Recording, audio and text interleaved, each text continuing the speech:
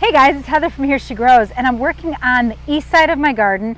I swear this year no part of my garden has gone untouched by rabbits. So in this corner here I had a Hydrangea arborescens. I had an incredible hydrangea that the rabbits decided they just wanted to destroy, and they did, and it never recovered. I never caged it, and I've been trying to cage new things that I'm putting in, and I forgot to cage this shrub that's back here.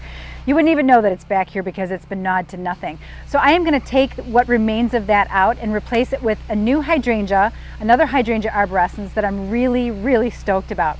Lately I've been into lacecap hydrangeas. So Hydrangea arborescens, they're one of our native species. And the one that I found that has really had me going is called Haas Halo. Now, it's not widely available around here. I'm in the southwest suburbs of Chicago, and I have called everywhere looking for this thing. I called my favorite greenhouse in Grant Park, Illinois. It's Woldheis Farms Sunrise Greenhouse. Many of you are probably familiar with it. And I spoke with one of their inventory managers there, who's absolutely wonderful. So Ashley, thank you, you are the best. But Ashley did a little digging, and I kind of forgot about it for a while, and then I got a message from Ashley through Instagram saying, hey, you remember that shrub you were looking for? And that's all she said, and I thought, oh my gosh, they found it. So they found Haas Halo Hydrangea arborescens for me, and I am absolutely tickled. So why do I love this plant? Well, a couple reasons actually. It likes shade. Actually, this gets morning sun, afternoon shade, and this particular plant really enjoys that situation. And it's super pollinator friendly. And I love the lacy, delicate looking flowers. It's not a delicate plant by any means. Like I said, it's native. It should acclimate to this area perfectly fine. And it's just a lovely plant. Those flowers are beautiful. So I was looking through a 5-year study that was conducted by the Mount Cuba Center out of Delaware. And I'll link to that study below in the caption so you can find all the statistics there. And as I was reading it, I was reassured that this was most definitely a shrub that I wanted to include in my garden. It ranked highly for performance in the garden, and the flowers, the beauty of the flower and the pollinator activity. They monitored, oh gosh, I think 29 different species of Hydrangea arborescens. If you click the link, you'll see an entire list of the hydrangeas that were included in this study. There's a lot of them. So they ranked them for flowers, the overall form of the shrub and the foliage, and the third criteria was pollinator friendliness. So they actually monitored over a 5-year period how frequently the flowers on these different Hydrangea arborescens were visited by pollinators. And the most popular pollinator that visited these hydrangeas were bees of all sorts. So I'm all about that. So this is my Haas Halo Hydrangea arborescens. So native hydrangea, hardy in zones 3 to 9. I've got it in a 5-gallon pot. I think it's going to be perfect for this spot, but I wanted to show you the flower. So I've got a new flower on this plant, and all of these outer flowers, these are the sterile flowers, and the center part, or the lacy part of this, that's where all the fertile flowers are, that's where all the pollen is, and that's where all the bees will be. So that's what I love about this plant, is it's going to attract more pollinators to my garden. And I find myself gravitating to shrubs and trees that provide pollen sources and also can be host plants. So the more sun this shrub gets, the larger the flower will be. So the study noted that these flowers in a full sun environment get to be about 8 inches in diameter. I don't expect mine to get that big because it's in a morning sun environment. And also, the more sun it gets, the more moisture it's going to require. So, and I don't like to water things past getting them established in the garden. I can't wait to get this in the ground and just watch it grow in this spot. I think it'll be perfect. Let's plant it.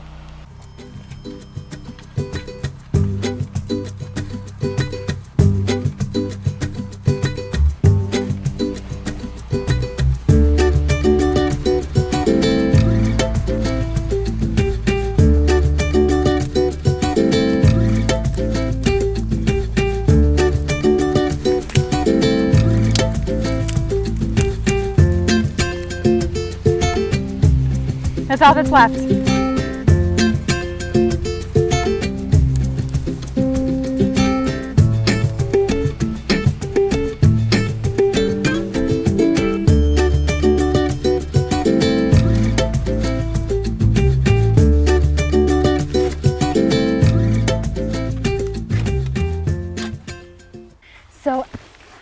every tree and shrub has what's called a face. That's its best side. So I'm going to turn this to make sure that I can see these flowers here.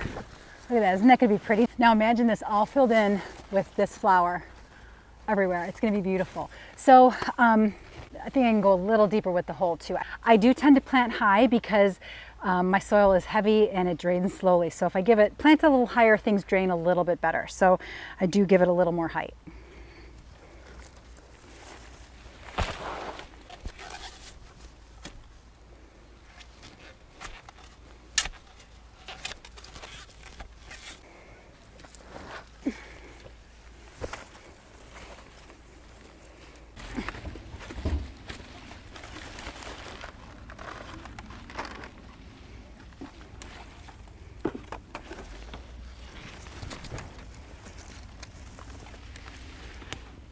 Got a really nice root system. It's not root bound at all.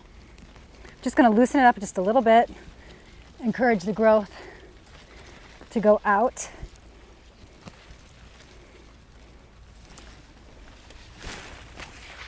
Make sure I got the face the way I want it. I like to add a little biotone to the planting hole and to the root ball to encourage good root development. The mycorrhizae encourages the roots to develop more extensions on the roots, so there's more points for it to grab nutrients and moisture. So that always helps with establishing the plant. It's a nice starter fertilizer.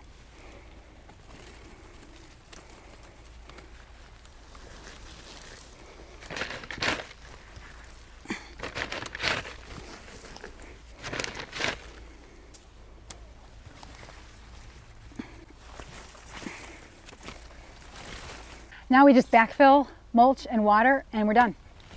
And last but not least is just pulling the mulch back around it, and then we can get the hose on it and wish it well, and in a few more years it ought to fill in beautifully.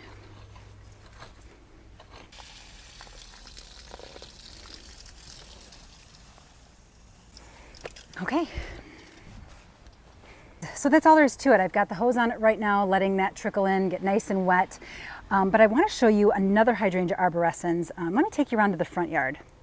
So planted in my front yard garden beneath an autumn blaze maple, and it's a tough spot to grow in, is another variety of Hydrangea arborescens. This is Invincibelle Lace, and I do think this would have scored highly on the Mount Cuba Center study if it had been included, but it's a new introduction. So the Mount Cuba Center study was a 5-year study, so obviously it missed that, but I do think it would have scored highly because I did see this shrub in action at Spring Meadow Nursery when I was there, touring there a couple weeks ago with the Proven Winners Creators Retreat. So I'm going to flip this around and show you what this shrub looks like underneath my trees. So I've got 3 Invincibelle Lace here, and if you're wondering why they're caged, it's because the rabbits are just relentless, and I have to cage them because they love nibbling on this. But this is Invincibelle Lace, Hydrangea arborescens, and it's got kind of a mauve color to it. You can see some of it left over, but it's got those sterile flowers on the outside. I planted these last fall, so they were teeny tiny when I put them in, so I'm really happy with their progress, and I'm going to leave these cages on just to protect them because those rabbits have just been brutal this year. So there's 3 of them here. This is a really tough spot under which to grow because the maple is a thirsty girl. So I think they're doing really well. They're about 4x4 or so, same as the Haas Halo. I do cut these down about 6 inches from the ground every late March, early spring. And showing you guys the Invincibelle Lace and the cage around it and everything reminds me that I do need to get a cage around Haas Halo because those rabbits have a 6th sense. I swear they can spot fresh meat and they will just devour that shrub. So that's the last step. I'm gonna make sure it's watered in really well. I keep an eye on all my new plantings for the first couple weeks to get them established. It's mulch, so that'll help retain water and suppress weeds. But for the most part, these are really tough shrubs. Hardy in zones 3 to 9.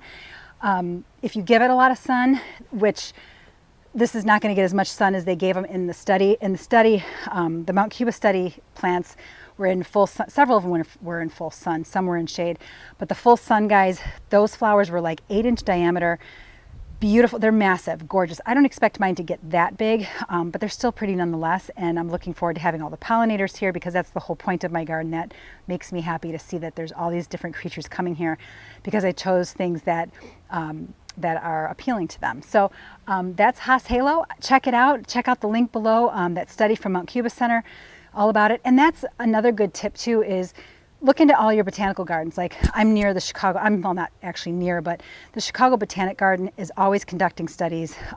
Their lead study his name is Richard Hockey, and he writes excellent stories for Fine Gardening magazine, and the study papers for Chicago Botanic are amazing. So if there's a certain plant you're looking for, you can always check out your botanical gardens and see what they're trialing. And if it's something that you're interested in, you can check out that plant and see how they rate it, how it does in your area, because those botanical gardens, they're trialing these plants, and they're not babying them. They're giving them the type of treatment that gardeners would typically give them. You know, a lot of tough love there, because they want to see just how well it'll perform under not exactly ideal circumstances. So Haas Halo was a top performer. That's why it's in my garden. I'll update you on that, and I'm really looking forward to watching this beautiful thing grow.